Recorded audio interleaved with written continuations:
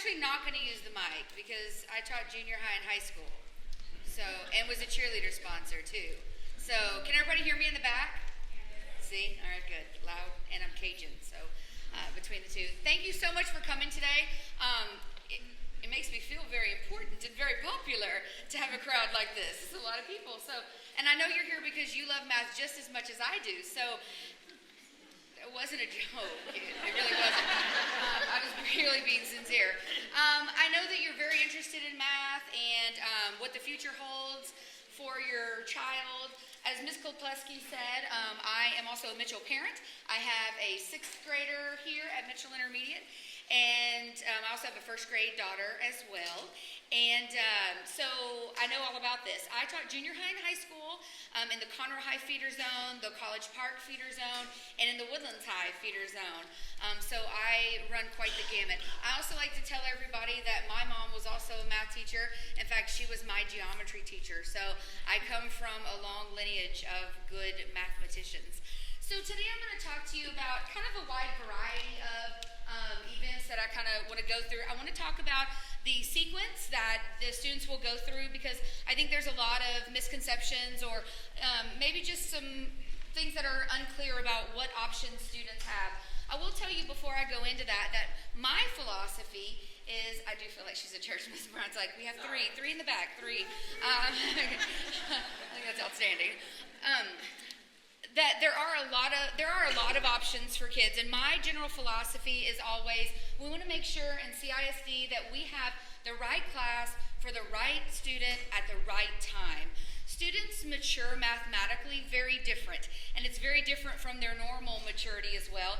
I know some people believe in the whole light switch coming on, that all of a sudden that math kind of makes sense, but students do mature mathematically at very different times in their lives. It's very different from how they normally mature. And so in CISD, we're committed to offering the right class for the right student at the right time whenever that occurs. So the first thing I want to talk about is really sort of the options that students have once they're in the intermediate school. And at the intermediate level, we basically have 2 paths that a student can partake in. A student can partake in level math, or a student can partake in advanced math.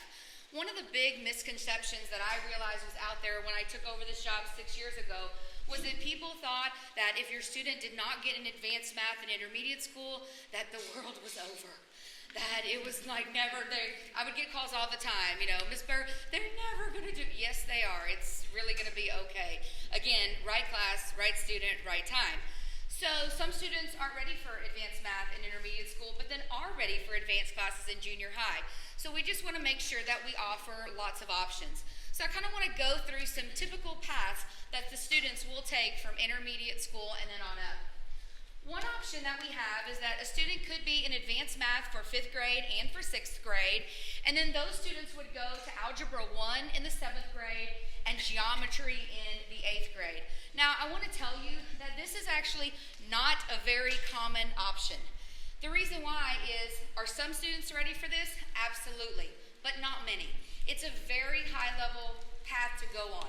Students would then be 2 years ahead in mathematics.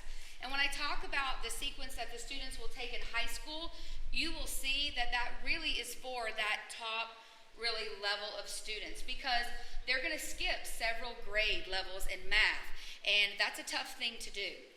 Another option for that advanced math student is that advanced math student could take pre-algebra in the 7th grade and then algebra 1 in the 8th grade. Most of the students that are in advanced math will go on this path. Now, even though I'm being recorded, I'm going to tell you the truth. My 6th grader is in advanced math, doing very well at Mitchell Intermediate, but his mama is not going to choose to put him in Algebra 1. He's a smart dude. He's making A's in his advanced math classes. But that's a very strenuous program down the line. He also plays a lot of sports, does a lot of other things as well. He's still going to make it to top classes, which you'll see in just a minute. So as his mama, I'm going to let him take Algebra 1 in the 8th grade because 1 year ahead in math is awesome. 2 years ahead is a tough program to go through. So I like to tell parents that, because I know at the time you think, okay, go, Algebra 1, let's move it. But you have to think about what comes after that as well, because it's a tough path to go down. And again, I want to say, are some students ready for that? Absolutely. But as a former Algebra 2 pre-AP teacher, seeing those 9th graders in Algebra 1, it was tough for a lot of them because they didn't have the mathematical maturity. Again, right class, right student, right time. So if the students are ready, we have that option for them. But if not, we have different options for them as well.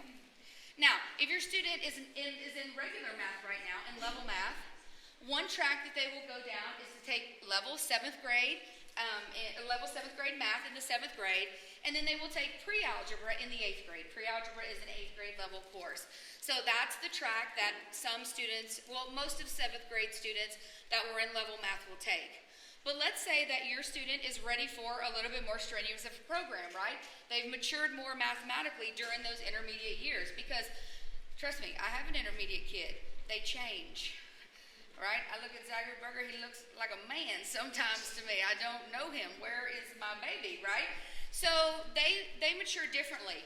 Some students are ready to take it a step up, and therefore they have the option to go into pre-algebra in the 7th grade, and then algebra 1 in the 8th grade if they're ready.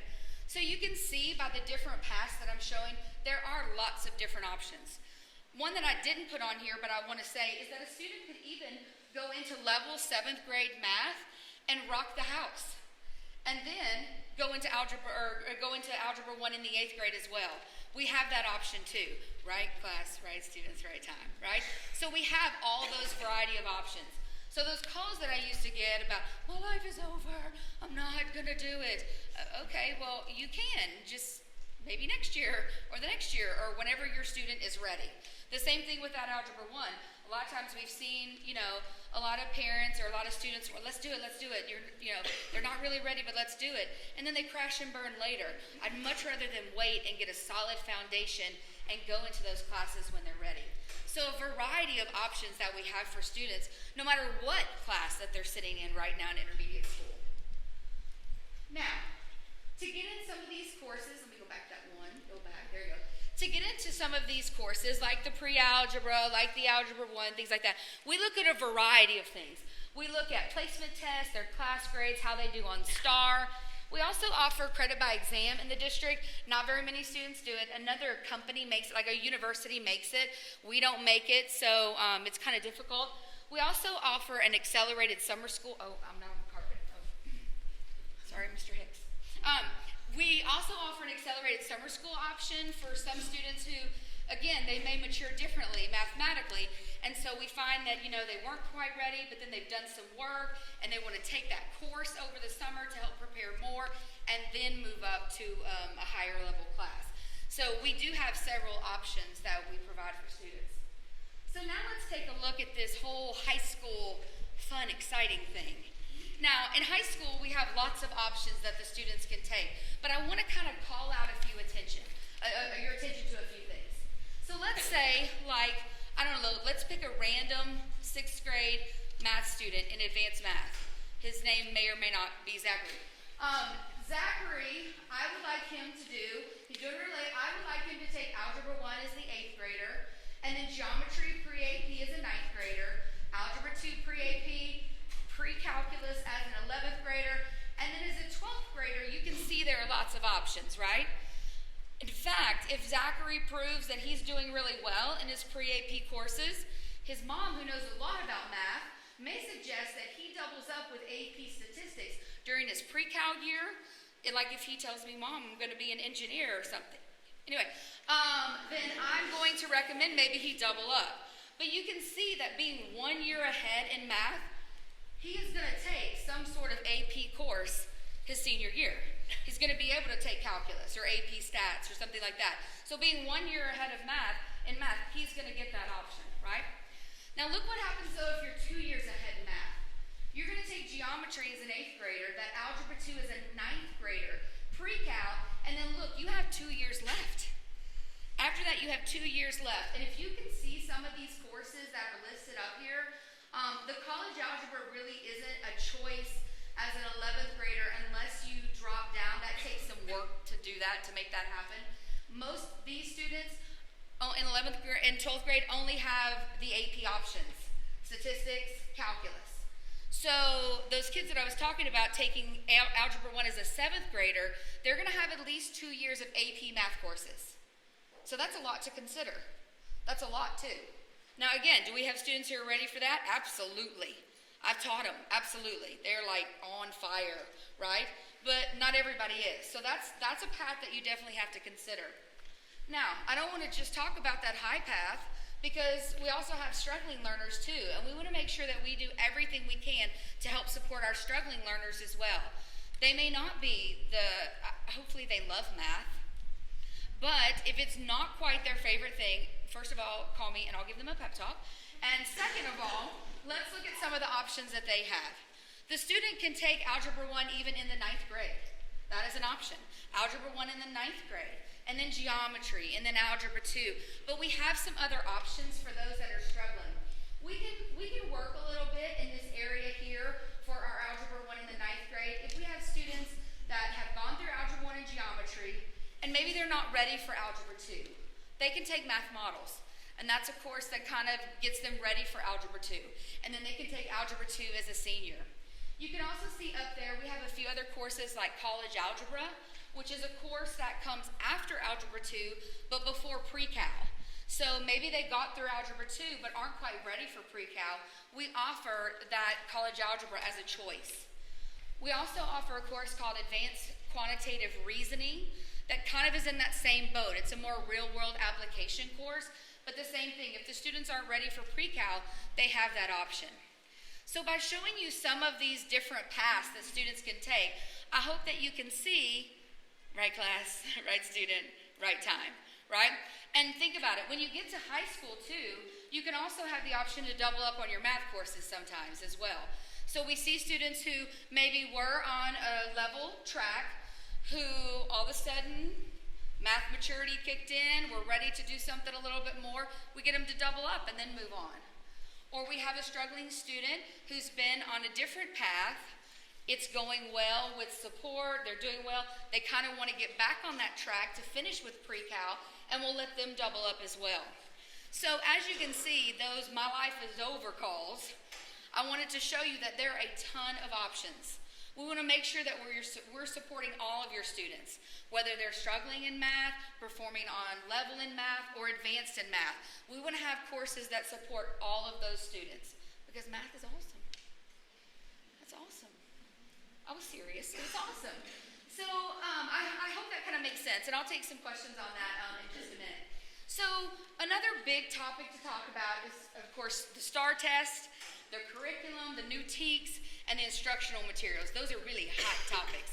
In fact, just last week on Facebook, somebody was like, I don't like the new math, and they're friends with me on Facebook, so I said, there is no new math. I don't know what you're talking about, because it's still math. So actually, she ended up messaging me and asking me all kinds of good questions.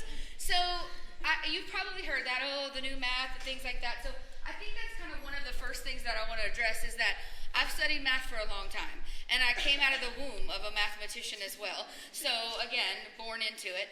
But there really isn't any new math. It's still math, just to let you know. And the new TEKS are very vertically aligned, which as a former junior high and high school teacher makes me so happy. It's beautiful. In fact, not to wrap myself out, but it's amazing to see how Z and I think very differently about numbers. I'm from old school. I was taught algorithms. So when I go to start doing a process, he's like, Mom, it's just da-da-da-da-da-da-da-da-da. And I'm like, shut up, it is. That's amazing. Because he has been taught very differently than I was taught. He was taught with patterns and with connections and things like that. I love to say that Zachary has never done a flashcard, ever.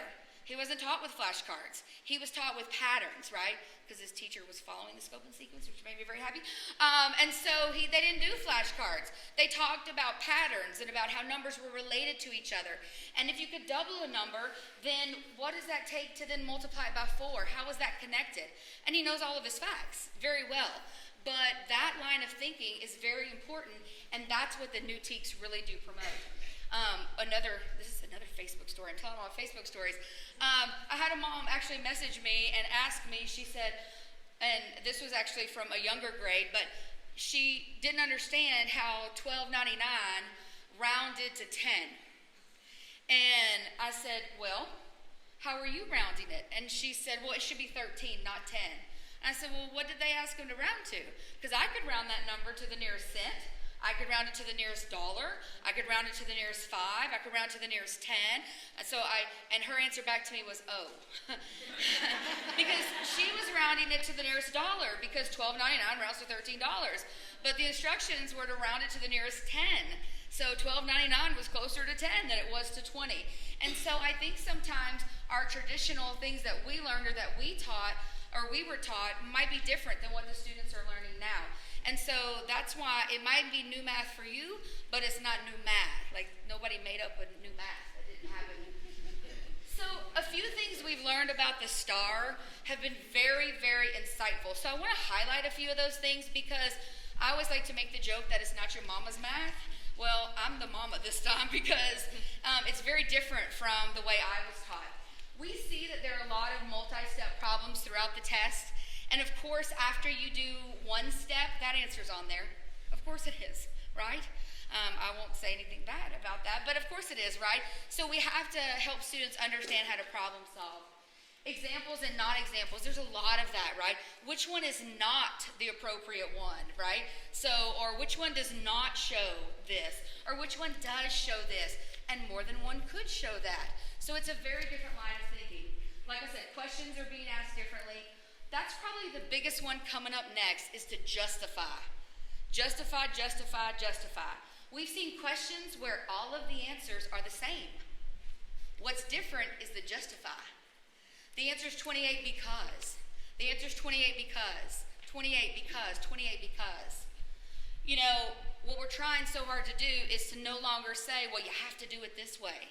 Because the bottom line is that's the beauty of mathematics. You can do things all kinds of amazing ways, and they're all right.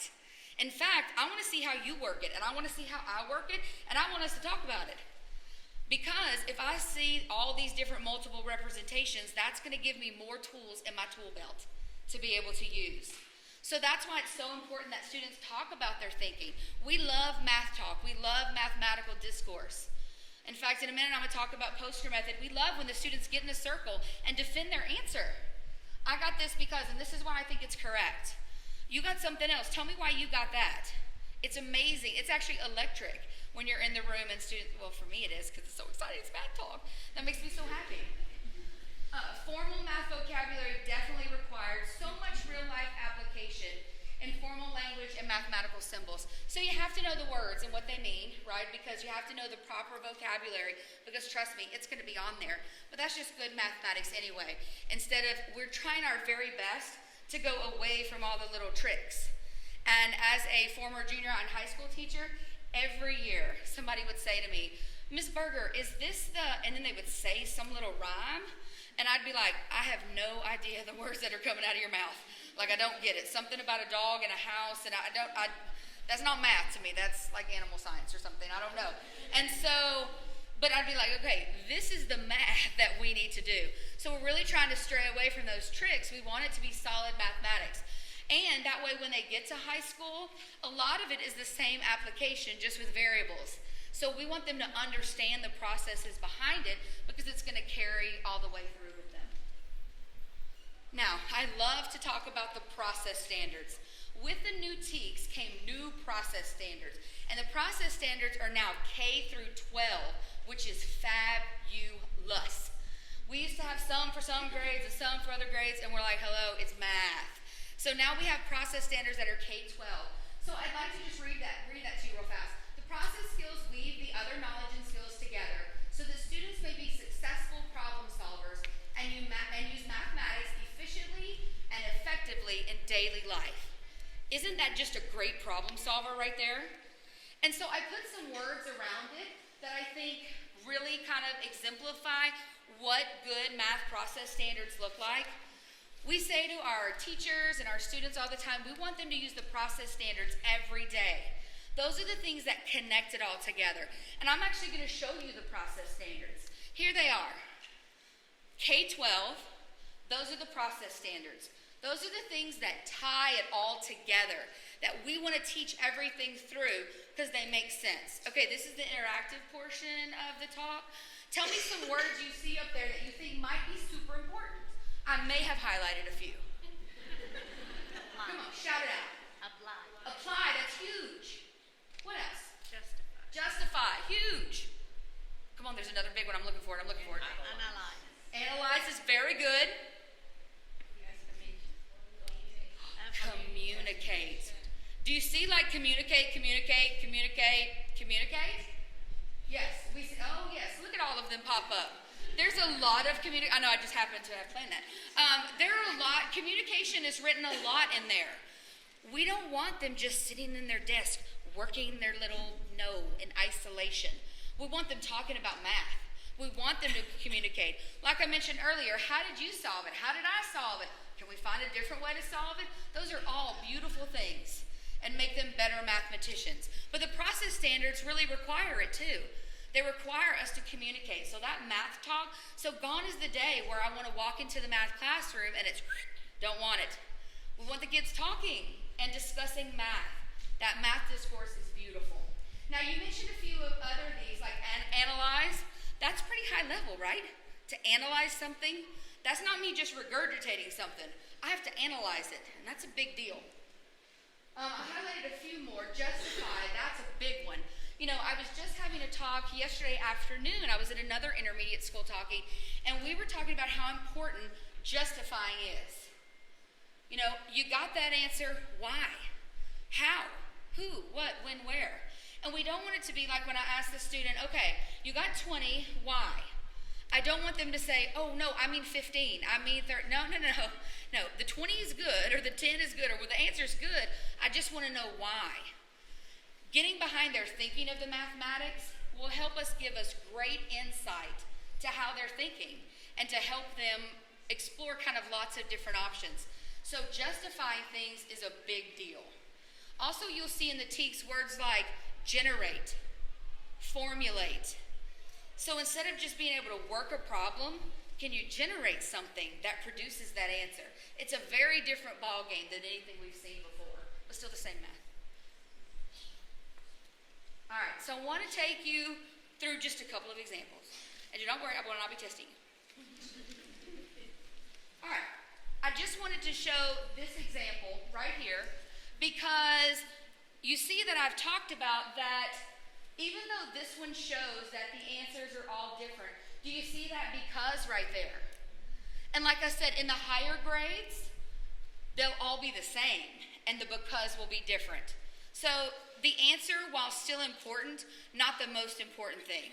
The most important thing is the mathematics behind it. How, why? How are those numbers related? Why are they connected? Why did that give you the answer? Reasonableness is huge for our kids these days. I used to love when I taught like interest in high school, like compound interest, and the students would like deposit $200 in the bank, and some of them would give me an answer of like they'd have $3 after 20 years. And I would always say to them, the bank is stealing your money. Go file charges, right? Or when we did the 200, after 3 years, they'd have like 5 million. And I would say, I need the address of this bank because I'm going to deposit my life savings in there.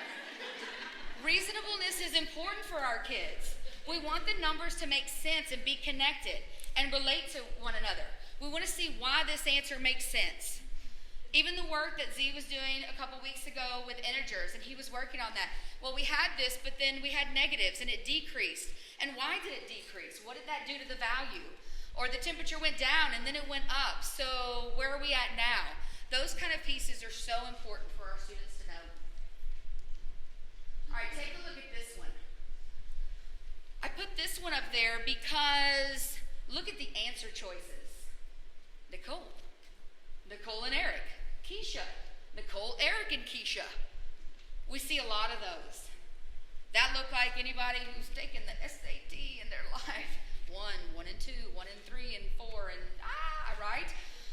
So our students are exposed to that now because it's not about the answer. It's about the process. Who's the same? Who's different?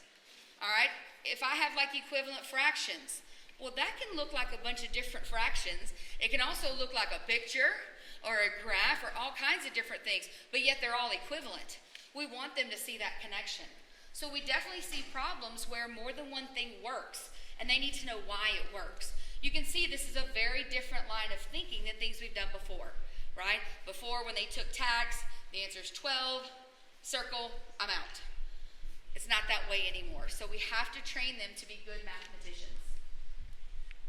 So, when I took over about 6 years ago, we started a math program that really was going to be a connector for all grades K through 12. We didn't really have anything that was kind of a common practice that we could hold on to. So the first thing we've implemented is the math review, and I'm telling you, it has rocked our world. It has been amazing. You may not know what I'm talking about, but your kids do. If you've ever seen anything with stars, that's it. The star is a very big thing for math review. But what math review has done across the district is allowed us to practice those computational things, to let the students practice them until they master them. And that way we can work in the classroom with deeper understanding and problem solving. So students will work on topics, the same topics, for 9 days straight. Because some students need that. And some students may not need that, but at the same time, it lets them practice it so that then they can have a solid understanding of it. But what it's done is because it's carried from year to year to year, the students already know about it. It's a great way for the teacher to also preload things from previous grades. No longer do we need to shut down. I know when I taught 8th grade back in the day, we would have to shut down and do all the stuff from 7th grade first because they didn't remember it. Well, with the hefty curriculum, we don't have time to do that. But instead, what we do is we start putting those things from a previous grade on our math review and giving them that time to go over it, to review it, to practice it. So that way, when I get to the topic in my grade level, they're already at a much better place. It's helped tremendously. Even my little first grader is all about making the star. Her teacher lets them do smiley faces because that's fun in first grade. But it's been a huge help. We also implemented mental math, which has helped also with students just in their number, sense, and thinking. But poster method has been huge, especially with the process standards. Like I mentioned before, to see those students stand in a circle, well, first of all, to see the students put all their thinking down on a big poster. Everybody's got to do it. How you did it, how I did it, what we think. We're going to write about it too. And we're all going to stand in a circle and talk about it. And we're going to justify why we got our answer. And maybe you and I did it different ways, but we're going to talk about why they're the same.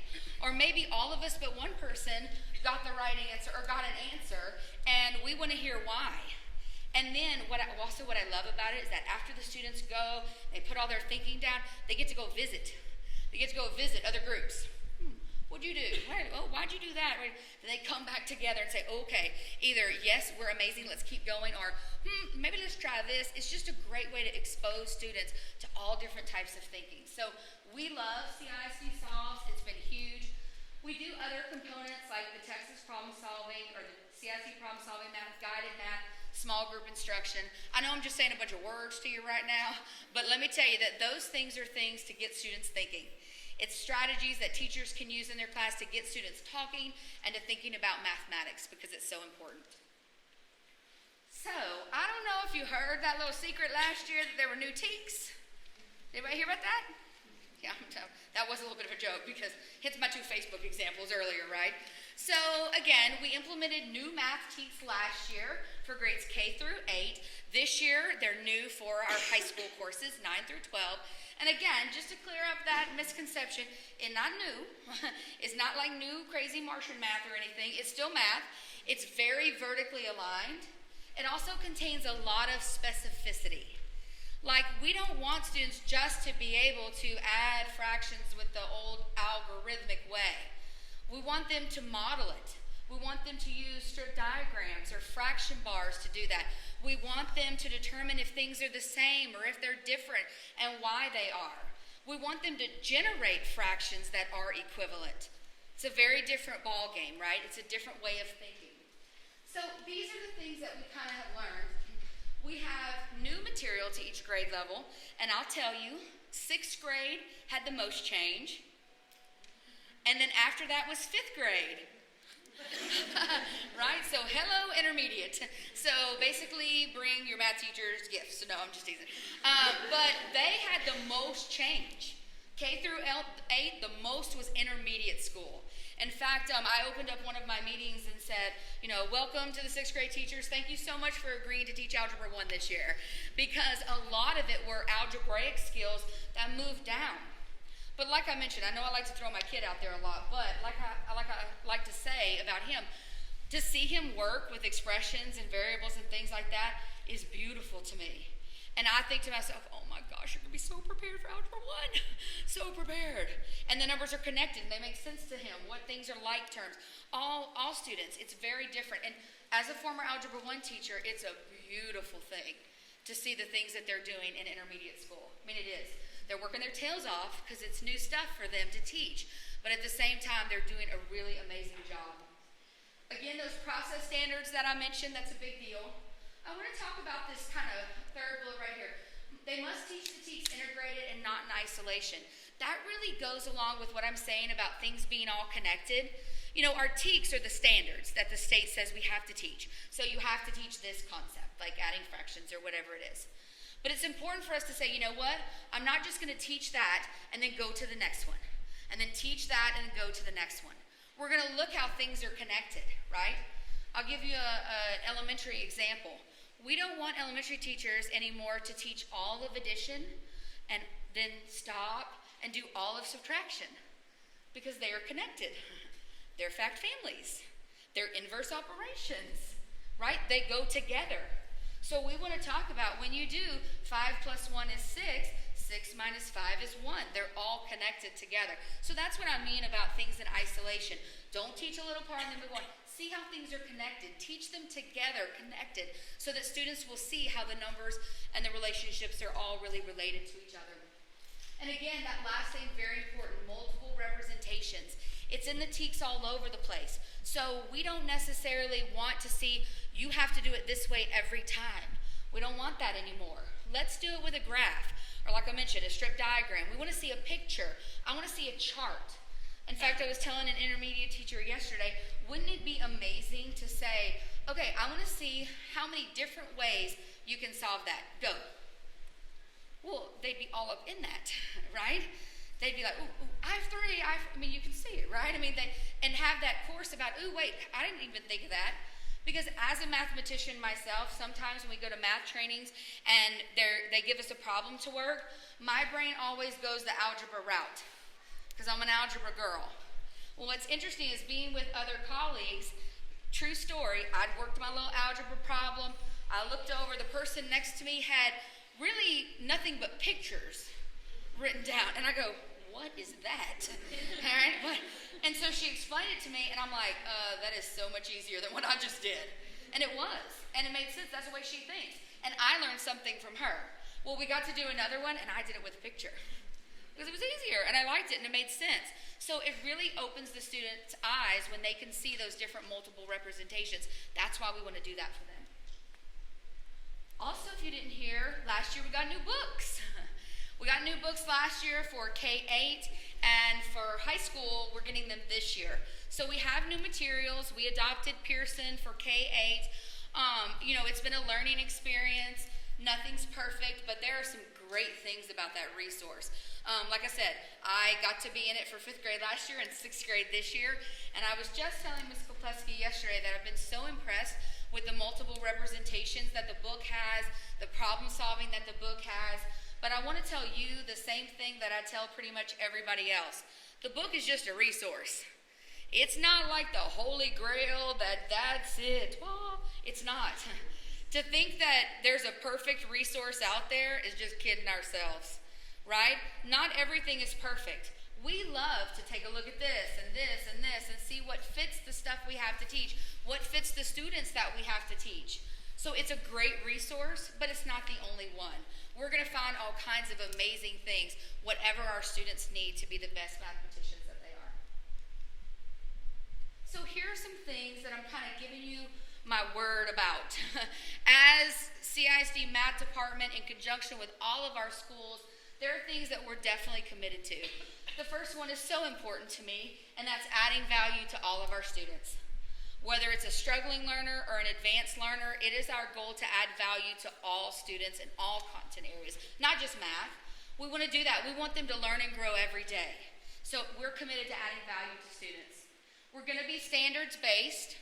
I do get the Common Core question all the time with the new math teams. It's not Common Core. We don't do that in Texas. We do the TEKS. They're put forth by the state of Texas. So we're committed to be standard-based. We're also committed to analyzing the TEKS. We do a process with the teachers where they really look into that what we have to teach part, and we look at what the verb is telling us to do. Because there's a difference between a student solving a problem and analyzing a problem. Between solving a problem and generating your own problem. That's very different. So we have to look at those standards that we're required to teach and make sure that we're teaching what they say to the depth and complexity. Also, like I mentioned before, some of the standards are very specific. So we need to make sure if we're teaching this concept, it may say to us, with this and this and this and this. So we need to make sure we're hitting all of those components. We also support college and career readiness through everything we do, including the ELPS. We like those CISD solves components, like I mentioned, that math review, that poster method that are so important, K-12. And this is probably my favorite one at the bottom, to move away from all procedural and move towards learning through problem solving and real-world applications. That's so important because you can see the standards really call for it. So when I say it's not your mama's math, you probably see that now, right? It's a very different way of thinking. Sometimes I don't even care about the answer. I care about what got you to that answer. So it's a very different way of thinking. But I guarantee if we do a good job at that, our students will become good problem solvers. And they'll become good mathematicians, no matter what path they take. It's a better way of thinking for our kids. And, that age-old question, Ms. Berger, when am I ever going to use this? Well, I always like to say, I promise you, as an adult, there will always be things that you don't know what to do or how to do it. And you have to figure that out. That is a problem-solving strategy. There may not be one way to get the answer to your problem either. So you might have to explore different paths. That's mathematics right there. That's what it is. And that's the kind of student that we want to generate. So I'll take a few questions for a few minutes, if that's okay, Ms. Kolpeski, and see if you have some questions that I could possibly answer, and then we'll be done. Yes, sir. You mentioned about resources, especially for older parents. I mean, we're in that older mindset. Mm-hmm. What resources are out there to help us help our kids? That's a great question. He asked about resources, right? He might have said old, but I'm not going to say that you said that. He talked about resources, and that's a good question, and it's not an easy answer because with new standards, it takes time, right? So even the math department, the teachers are looking at different companies, looking at different resources. Some are good, some are not good, right? Your teacher is actually the best resource that there is because they're working together collaboratively to find things. The math department is working with them to help find things. We don't have the quantity that we had before because they're still so new, right? And people are working things. What I say to teachers and what I would say to any parent is that any resource is a possibility as long as it matches the standards. So as a parent, if you find, a book or something online or things like that, anyone can pull the standards from the TEA website. Anybody can. I would look at them and see if it matches. But I would say your number one resource would be your teacher because they're so deep in it that they will have the best choices for you. And it's not an easy one. Good question. Yes, ma'am? Is there a recommended path that gets the students when they need to take the ACT and SAT to have the right material? Because I've heard some of the really advanced kids, by the time they take it, they have to review algebra again. Yes, I would say the majority of them, and I'll go back to that slide with the high school, I would think the majority of them would be in that Algebra 1 is an 8th grader path. Okay. In fact, as a district, we would like to see more students take Algebra 1 in the 8th grade. We're trying to widen that pipe. We're trying to prepare them a little more for that reason too. So I would say the majority would be this track right here, that Algebra 1 is an 8th grader, and then because most of them do it here, so they'll be in a lot component, so they'll kind of be in it. Okay. So for that, that would be the one that I would probably recommend. Yes, ma'am.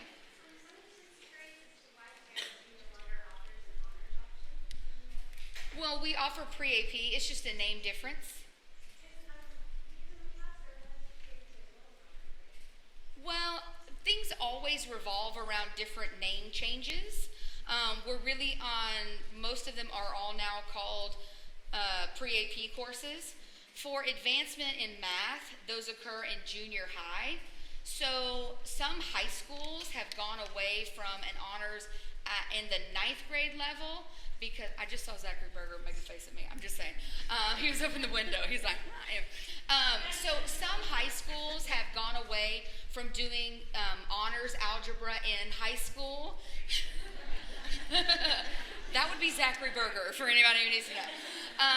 So a lot of them have gone away from that because those students that are advanced in math have taken that in junior high in either 7th or 8th grade, but it's a campus decision on what courses they offer. So, yeah.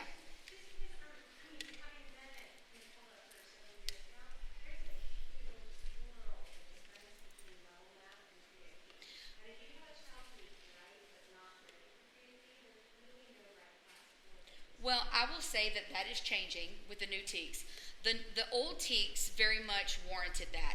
With the new TEKS, they are very much more vertically aligned, and we're going to go deeper with the pre-AP classes that we offer, but there is not the huge discrepancy that there used to be. The new TEKS have changed a lot of that. And again, this is our year 2. This is year 2, so we're working on it. It's a work in progress, but it is more vertically aligned. So like last year, part of the time, okay, what is in my grade level now? What went, what used to be, things like that. How can I enrich that? How can I scaffold for that? So that is the current project, is working on all of that. And we did, for the first time, try to create scope and sequences for both levels that sort of mirrored each other, but took the pre-AP to a little bit higher level. So we are working, but the TEKS are helping us do that. Mm-hmm. Yes, ma'am. I'm going to go back to his question, but I want Yes. to tweak it a little bit. Yes. My son, I'm not old school. I did the other math. Yes. And he will come home and have homework and ask for help. Mm-hmm. We solve it completely different ways. Mm-hmm. I cannot find a resource that will help me help him solve it the way he's supposed to solve it. Well, and don't first- say the teacher, because I can't get response Okay, from the teacher. I got that. I got you. I'm not going to say that. I'm going to give you a different answer. Okay. I'm going to give you a different answer. Watch me. Watch me go. I got you. So first of all, the first thing I want to say to that is I would encourage different ways to solve things. So that would be number 1. I just want to throw that out there He because, has no idea the way I'm doing my math. well, you're also his mama, but we can talk about that later. But the one thing that's very accessible to you as his parent is the online textbook. And again, that's just one resource, but you asked for a resource. Yes, absolutely. Because it has videos, it has explanations, you can find sample problems solved, it's got little fun character things too. There's a plethora within the online textbook. So it actually is a great resource that you can go to as a parent, because I've done it with Z before. We've gone through, he's like, I don't remember that, because he's played football and he stinks now, right? And he doesn't remember what happened during the day. So, that's on video. He'll be mad. Anyway, so we'll say, okay, here, I'll pull up the textbook's lesson on it, watch this, look at this, try a couple of these, and then see if you remember. So it's a great resource because it has actually lessons. It's got like an online tutor thing. There are a lot of resources in the textbook that are available to you. Is that the Pearson? Yes, ma'am. Because I'm really, on some of the other language, some of the other courses, I really struggled with figuring out the Pearson format and where the class is in the Pearson. Well, Because I'm not getting the information, and I've got a son who goes and writes stuff down, so I don't know what. okay, so you can chapter- email me. Okay, that'll work. It's on the last slide, and I will send you the paper on how to log in because it's really easy. No, I mean, Once- once I'm in there, figuring out what chapter they're on, what subject, I mean, what. Okay, so do our teachers post things on their website? Some Ms. do. Puglisi? Okay, so, Some do, some don't. okay, so that would be the first thing, is that you're gonna have, and I know you said don't say teacher, but you're gonna have to get with the teacher to find out where they are. But then once you know where they are, you can go into that chapter, whatever, and there will be a list of resources in there that you can use. I have to admit, the teachers, when I communicate, I'm like, he doesn't understand, so he's not gonna have his problem solved tomorrow. And they're like, great, we'll work on it tomorrow, you know, but. So that's what you can do in the There's a lot meantime. of stress to have the work done tomorrow when he doesn't.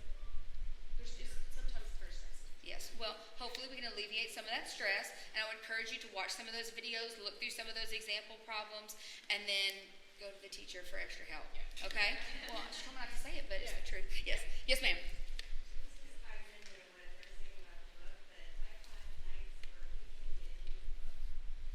Really? Okay, so I've gotten in every night. Well, just as a mom, I've gotten in every night because Zachary has to go into it every night. I don't know. Like I said, I've gotten in every night, and I'm not a techie girl. I'm a mathy girl, but not a techie. I'm sorry, my name's Holly, not Pearson. I don't know. I know. I mean, I know that's a stinky answer. Well, for sure. I mean, I agree, and I agree where that would be frustrating. But like I said, I've gotten into it every night, so I don't really know, because he has to go into it every night, and so I don't know that answer. I mean, I know that in Pearson there is a helpline in there somewhere. I've never had to use it, so I really don't know, but I can try to find that for you too. But I know that there's a number that you could call. So. Well, there are paper copies too. I mean, there are paper copies too that they can print out. So.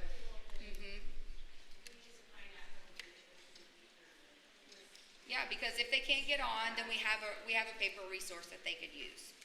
Okay? The teacher. Yeah, absolutely. And if your friend can get in too, they can print it out as well. Like if somebody else can get in, they can print it out too, because it has that feature to print it out. So if your neighbor can get in and you can't, you could always get them to print it out as well. Huh? Well, if you have to. Or my house is working, I don't know. I mean, okay, don't come to my house though. I'm usually at football or cheer or dance or tennis or whatever. There's somebody over here, I think. Yes, ma'am. Well, it's happening. You're not the only one. It's happening multiple. Okay, so let me just say this. So I'm not the textbook girl. I love you all, but I'm not the textbook girl. I help the district form the committee to which resource they selected, the teachers selected. That's the one they selected. There's an online component, and it's technology stuff. So, I mean, you know, I wish I was the technology girl, but I'm not. So, I'm sorry? Well, like I said, I really would like to see what the problem is, and you know, because I can get in. I mean, like I said, I've gotten in every night, so I don't know.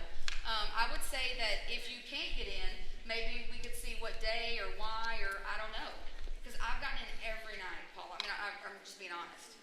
We haven't had one night. I mean, Zachary has to go in every night. Could this be a Julie or a Gary question? Maybe if they answer that, Julie? Maybe. Let's try there. So let's try that. Let's do the technology. Well, we have in the district, we have a technology. Go ahead. I know that few of you who are here, maybe not all 150, but if you'll email me specifically what the problem is when you're trying to log in and you can't get in, and then I can get with our textbook coordinator and see if we can get answers. Okay? But tell me why. Like, tell me what's happening so I can tell them that you're in. Like, does it give you a specific error message? Or does it? That's what I need to know. Let me ask you this too. Has it happened recently? Like this week? But I mean, like in this last 5 to 7 days?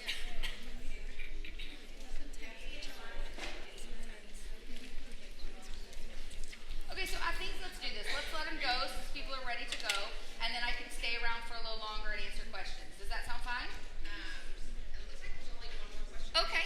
Yes, ma'am. Okay, we were having problems with the Pearson in the first week that we did, but that's only because my daughter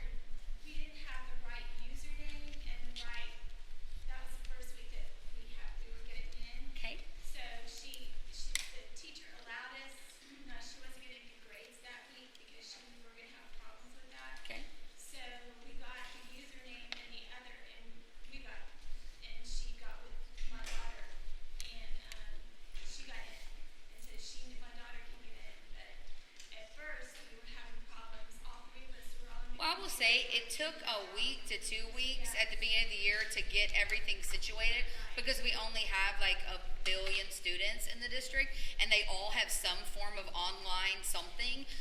And so it did take that's why I wanted to know if it was recent, because it was. I mean, the first couple weeks of school, like our high school people, what they're new this year, it took probably 3 weeks to get all the high school kids loaded, things like that. So that's why I was wondering if it was recent, because it does take a while to load 60,000 kids into more than one program. So that's why I was wondering. So, but I think there was one more question. Yes, sir. With regard to printing out from McPherson, does everybody have access? Because I everybody. it says you don't have access. No, every parent and student, like the homework, yes. I would call that Pearson. Yeah, I would call the Pearson. I wish I was more of the textbook girl, but I'm not. It's a 24-hour help. Mathy girl. Can you print out the homework? Yes, ma'am. That I know, because I've done it and brought it to football. Maybe. If something's wrong, you can still print it out, work it. Yes, ma'am. And that would count for